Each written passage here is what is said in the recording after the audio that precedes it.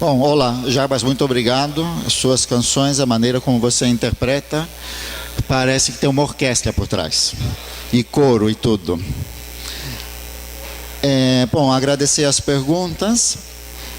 E como eu tenho 10 minutos, vou tentar rapidamente articular cada pergunta, às vezes em pontos específicos, às vezes de uma forma geral, para a gente atender a essa demanda e ter espaço para o segundo bloco. A questão do espaço educativo, hoje, sala de aula é um espaço educativo, você tem as cadeiras, o professor, as paredes, mas hoje você tem também outros espaços educativos, como por exemplo o EAD, ou seja, tudo aquilo que se aprende virtualmente. Eu não preciso ir até outro estado para participar de uma sala de aula lá. Você tem os ensinos à distância que fazem isso, chama-se espaços virtuais de aprendizagem. Mas tanto os espaços educativos físicos, vamos chamá-los assim, como os espaços educativos virtuais, eles têm uma característica que talvez a gente precisasse repensar um pouquinho mais e fazer com que isso ocorra, que é um nome meio estranho, ambiência. Você tem que ter ambiente de estudo, ambiente de aprendizagem, né? Então, criar este ambiente de aprendizagem, criar este ambiente de estudo aqui é fundamental. Não importa se tem a parede, se é virtualmente ou se é aqui no gramado ou aqui na tenda, né? O que importa é que se crie este ambiente. Como é que a gente cria este ambiente? Uma das principais questões é o interesse e a atenção. O interesse naquilo que se estuda, o valor da aprendizagem, que nós temos um problema sério aqui com isso, né? Valorizar a aprendizagem, valorizar o estudo, algo que os asiáticos não têm problema, eles supervalorizam a questão da aprendizagem e do estudo, não importa em que ambiente é. E um probleminha que nós estamos tendo é a questão da atenção, o nível de atenção. Nós sabemos que uma criança, ela se atém a cada objeto 20 minutos. Isso é o nível de atenção dela. E durante muito tempo, isso foi usado para você caracterizar ou entender o amadurecimento de um indivíduo.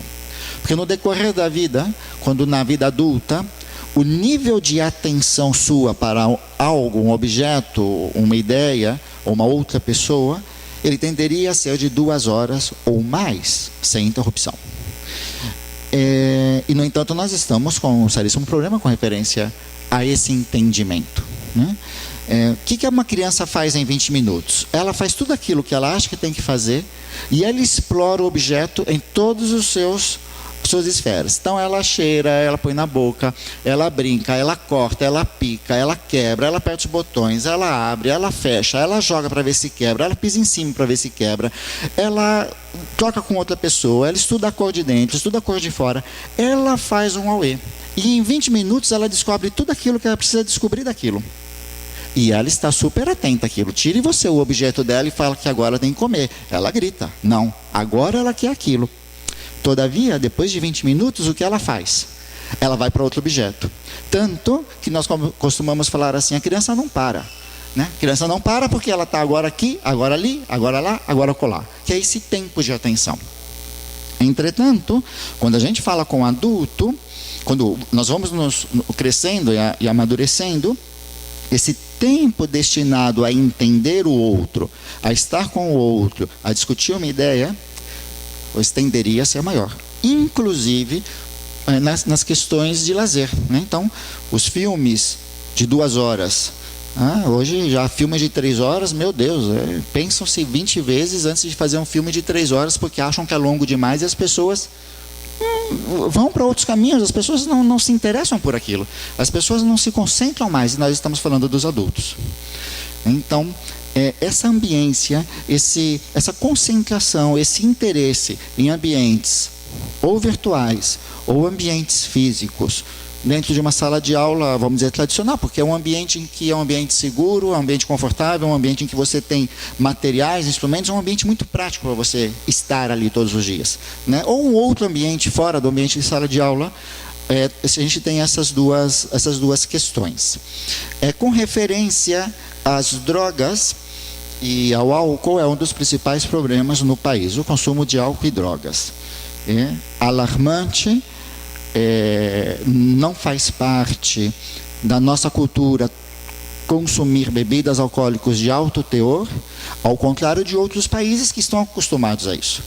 Né? Nós sabemos muito bem que a nossa genética tem esse efeito. E se os outros países têm esse hábito, e esse hábito quer ser imposto a nós, é difícil absorver, porque o nosso organismo não está acostumado. De qualquer maneira, a questão das drogas e do álcool, ele traz um problema que é a economia paralela.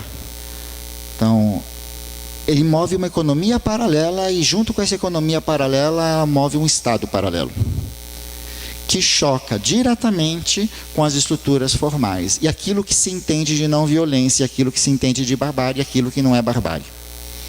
Então é um problema realmente muito sério. Há 2 semanas atrás eu estava conversando com um pessoal que justamente dizia isso. Hoje é praticamente impossível você falar de educação sem considerar a questão das drogas. Praticamente impossível. Porque como é que eu vou articular as salas de aula com as drogas, e tudo aquilo que está por detrás daquilo, dessa economia paralela, né? Porque está na sala de aula, não está ali, ela não está longe, ela está dentro, e ela move a juventude, ela move os adultos. Então hoje é um problema muito sério. E essa seriedade não se trata de você transferir do Estado para o município o problema. É uma pena. O que deveria fazer é se unir. E não eu pegar a batata quente e jogar para o outro. E sendo esse outro com uma quantidade menor de recursos. Não é? Então, talvez uma das alternativas seria propor, em vez de o Estado, que tem mais força, atribuir ao município essas questões, vamos tentar fazer acordos e vamos tentar fazer uma aliança, porque é uma guerra com todos, quer dizer, a guerra contra esses perigos que estão por aí. Raimundo falou sobre a questão da mobilização. Conforme eu havia dito, hoje o mais importante é a mobilização. O fato de você conseguir mobilizar pessoas. E o fato de você conseguir isto faz de alguma maneira com que a sua ação tenha volume, né? As organizações não governamentais, aquelas que cresceram muito rapidamente ou que foram crescendo durante o tempo, ficava lá o tempo todo pensando em campanhas. E essas campanhas, elas tinham como único objetivo mobilizar as pessoas. Vamos pegar uma empresa. Uma empresa, você pega lá um grupo de executivos e funcionários para criar um produto ou para criar um serviço. Para quê? Para que outras pessoas gostem desse produto, gostem desse serviço e comprem isso, para gerar negócios para a empresa. No caso dessas organizações não governamentais, o que eles ficavam pensando? As campanhas de mobilização, para mobilizar essas pessoas. Você tem um momento de conscientização, e depois você tem um momento de mobilização, e depois você tem um momento de ação. A fala sobre a questão da cidadania, eu gostaria de lembrar que nós tivemos aqui no Brasil, era obrigatório educação moral e cívica no colégio, né? E tinha aí um problema sério de que essa disciplina, ela disciplinava os indivíduos para se submeter aos interesses do Estado, não é? E ela foi retirada. Hoje não tem. Vocês têm? Acho que vocês não têm, né? Aqui também não tem nem nada. Pronto. Talvez fosse o caso de não sei, rever isso desde uma outra perspectiva, de um outro contexto, ou de proporcionar essa tal cidadania desde das vertentes mais contextualizadas. Mas eu tenho a impressão que é uma demanda que eventualmente carece. O nacionalismo extremo é um problema, mas a ausência de nacionalismo talvez também seja um outro problema. Por quê? Porque você não tem estado de pertencer a. Você não se sente que você pertence à cidade. Você não se sente integrado ao seu bairro. Você não se sente representado. E isso é um grande problema. Isso gera uma elevada baixa estima, afasta a pessoa da participação e ela se volta para outros afazeres. Então, a questão de pertinência, de se sentir, de pertencer a, ela é uma questão muito forte. O que comentamos, a questão do poder e de assegurar que vai empoderar ou colonizar e todas aquelas questões que foram colocadas, a educação problematizadora, ela trata justamente disso, que foi justamente um dos marcos da questão da cultura de paz, que é essa questão da educação problematizadora. E para terminar, nós comentamos assim, que a questão da violência é não permitir que o outro seja como ele quer ser. E eu não sei até que ponto todo mundo tem que se manifestar da mesma forma. Você tem, às vezes, tanto na sala de aula como empresa, pessoas que falam pouco, mas que produzem muito. Você tem, às vezes, na sala de aula, alunos que, entre aspas, participam pouco, mas são absolutamente eficazes nos momentos das notas e nos concursos e etc. Então, eu exigir que determinada faixa etária, como por exemplo a juventude, se manifeste da maneira que eu quero que ela se manifeste, eu não sei se é exatamente positivo ou se de repente eu estou exigindo algo que ela não quer ser, porque ela se manifesta de outra maneira.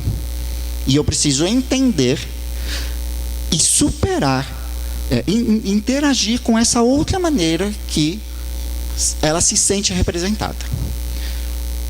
As políticas para a juventude no mundo todo são muito ausentes. Você tem políticas fortes para idosos, para as crianças, etc. Mas para a juventude é um problema. Mas de qualquer maneira, ela se manifesta da maneira como ela achar que deve se manifestar. Agora a gente vai para outro bloco, é isso? Isso. Antes disso, Cabeça vai fazer uma música aqui para gente... muito bem. A gente se animar.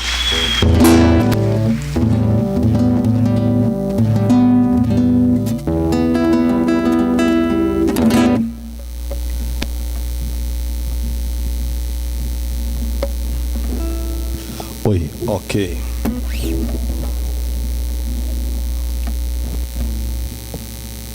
Cabeça eu não apresentei não, apresentei Jarbas, é óbvio que tem que apresentar Cabeça.